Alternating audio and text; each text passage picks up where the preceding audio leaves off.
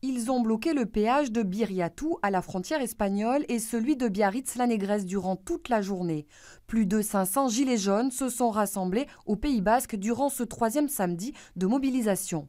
Les discours du gouvernement exaspèrent toujours ces manifestants. Il nous dit qu'il faut que nous on fasse l'effort de ne pas avoir des voitures diesel ni rien.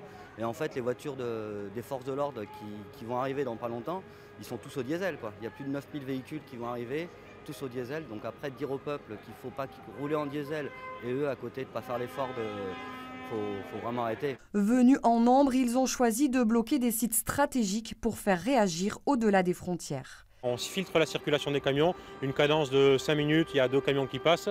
Les bouchons, on attend les résultats de savoir combien il y a de bouchons, mais ça déborde de partout en Espagne, ça dégueule vraiment partout sur les nationales espagnoles, tout ça. Voilà, les autorités espagnoles commencent à s'énerver. L'incident diplomatique a pour but justement que ça remonte sur Matignon et que Macron fasse quelque chose. Dès la fin de matinée, des kilomètres de bouchons se sont accumulés sur l'A63. Seules les voitures pouvaient circuler. Plus ou moins compréhensifs, les chauffeurs de poids lourds ont dû prendre leur mal en patience. C'est pas bon, hein?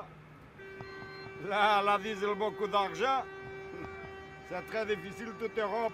I understand the people from French, but not here. This is very important for all Europe, what we transported. But we have to go to Paris, à Élysée.